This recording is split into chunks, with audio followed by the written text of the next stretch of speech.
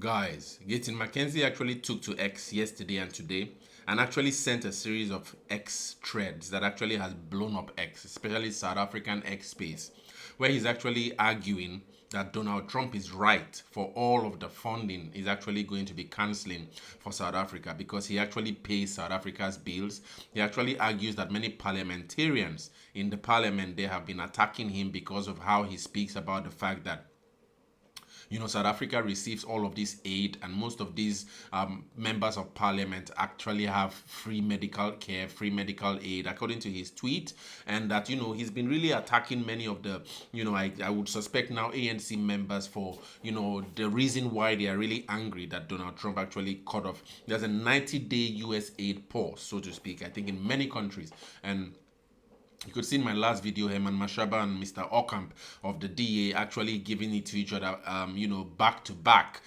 You can see the tensions boiling in the country. And this is something I've actually been saying on this channel, that, things like SASA, for example, you can have, I'm not criticizing the nation, in as it were, but it's really problematic even to the outsider. If you have a nation where more than half of the households, according to Moletsi, as I made on this channel, are actually receiving one form of social grant or the other. All of that social grant isn't coming from the thin air. First of all, it's actually coming from the taxpayers who actually pay a lot of tax in South Africa. Now, I made a report that many of these taxpayers are leaving South Africa, many probably leaving to the US, because now Donald Trump is actually creating a really conducive, productive atmosphere to really, foster entrepreneurial growth. And I know many South Africans are entrepreneurs. So we might be seeing an exodus of many South Africans to the United States. Now, SASA and many of the social reforms that the ANC is actually trying to implement in South Africa in the name of the National Democratic Revolution depends on most of these taxes, all right? These guys who actually, there's few who are productive in South Africa paying taxes. Also, is dependent now, with this US aid and all that, we see that there's a lot of aid coming from the US that's actually helping to prop up the government of the ANC, prop up the government, in South Africa.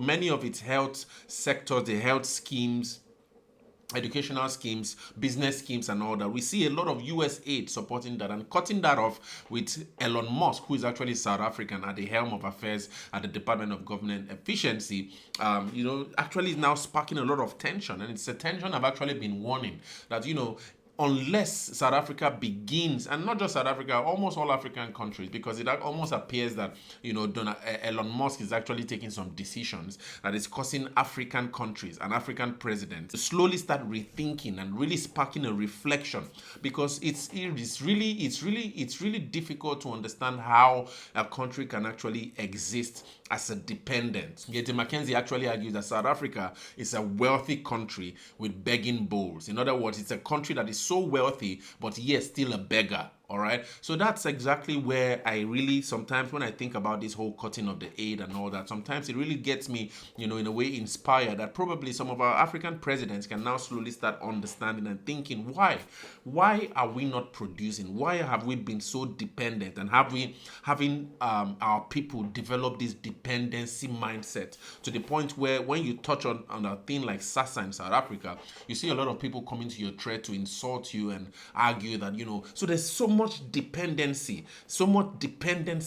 kind of like framework in the minds where people actually assume victimhood now is the reality. And if you're not a victim, especially in terms of the historical injustice carried out on the majority of people in South Africa, all right? So it has created that victimhood mindset, that lack of productionist capacity to dream, as Gayton McKenzie usually speaks about. And now cutting off US aid simply is just going to expose all of that. And now if you have a country that has actually been living on a dependency state for many years, all right, and now you have this aid leaving, so to speak, and there hasn't been a capacity building to really train or get the skills that are necessary to prop up the nation, as my friend Bosa, Musi Maimane, argues that South Africans are not just unemployed, but they are unemployable. And we are actually dealing here with unemployment of as high as almost 33% thereabout.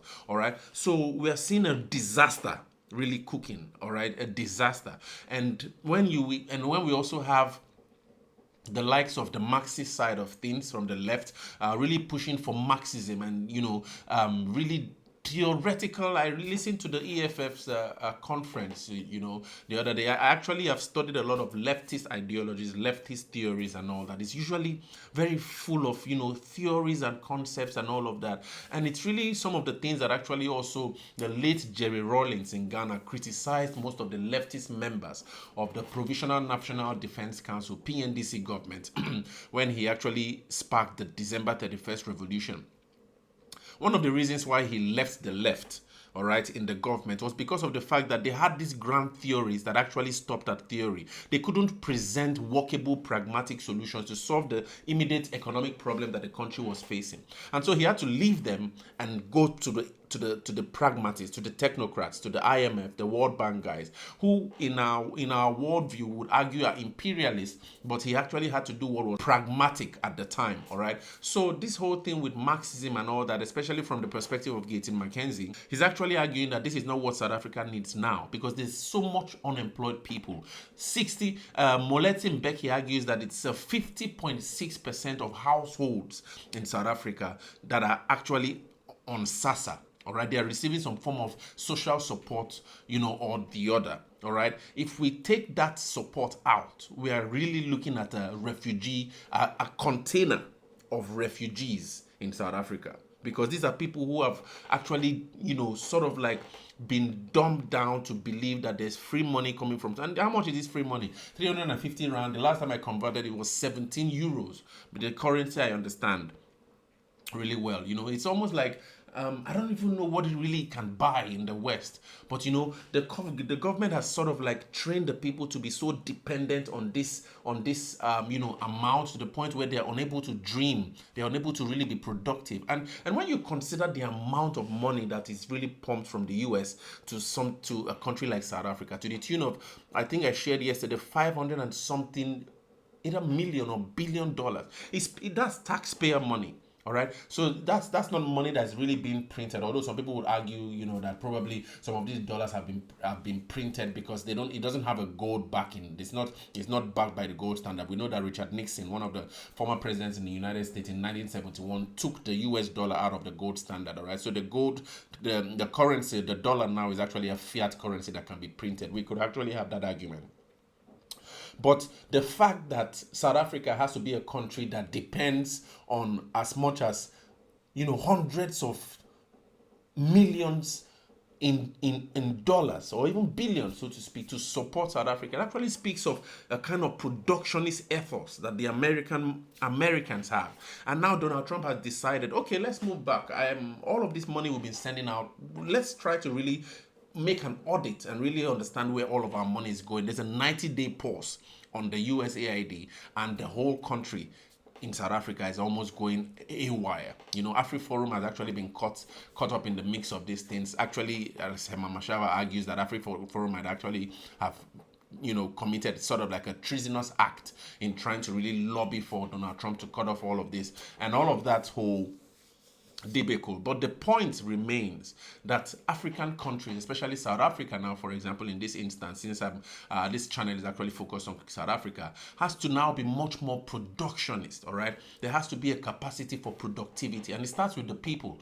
It starts with the mindset of the people. Whether Marxism would actually impinge that kind of mindset, I really don't know. But there has to be a way that the government now slowly starts engaging the people in skills acquisition, skills training, and all that. I'll be launching my YouTube skills training program soon, so you guys should stay tuned, because now that Donald Trump seems to have opened, the whole problem now is so naked and people do not understand what to do. Now we have to start slowly trying to train our people, because nobody caters for Africa.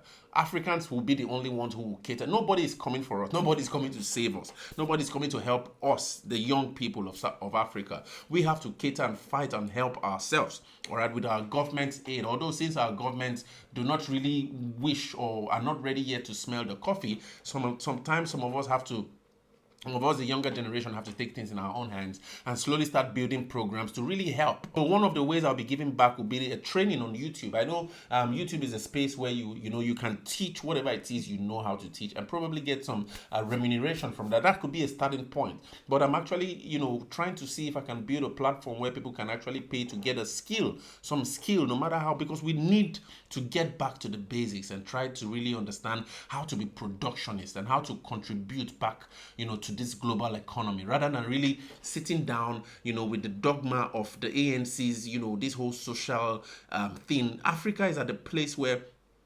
the welfare state in the Nordics, for example, like in Sweden, for example, the welfare was at a point of high economic performance. All right, so there was really a country that was productive, but then a welfare state to sort of like help those who were not able to kind of like sort of like contribute or benefit from that productivity. All right, so that was the welfare state. So you don't create a welfare state with a country that doesn't produce at all. All right, the people do not produce at all, and then there's a welfare state to prop up people who do not produce. You're just breeding a set of lazy people. And so this is actually what I think that Gayton McKenzie is actually trying to push, in this video. And actually, some of the tweets he actually had here, I'll just read them quickly. I don't want this video to be so long. This is my own personal rant, all right? And I really hope that probably you could pick a message or two from this. But Gayton McKenzie argued here in this thread. This is I think he had most of these threads actually to yesterday, the 3rd of February, 2025. He says, no matter how we feel about Donald Trump and his views regarding what is happening in South Africa, cool heads and less ego is needed during this time. This is not a play park tough, but something that can leave a lot of people unemployed and others dying if handled recklessly. He also said, many are saying that Donald Trump has no business telling us what to do. I will argue differently.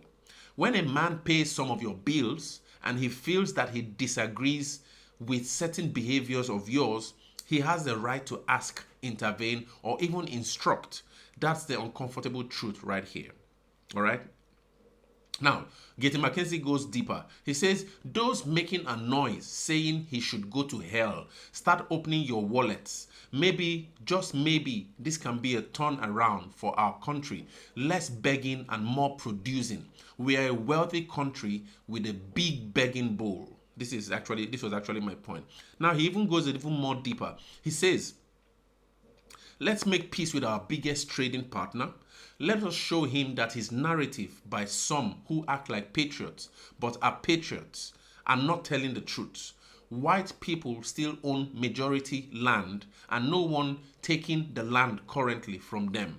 Arrogance will make us pay a heavy price. All right. So now he's even tackled both the white and the black, the colors and Indians. No one is actually left or escaped or kind of like is a victim here. He's actually seen South Africans as a whole. All right, that not one part or the other part is being, sort of like oppressed, but he's trying to speak to all of South Africa. All right, and then finally, I think this one now is personal to the EFF or probably to the MK or the leftists, so to speak, those who propagate Marxist theories.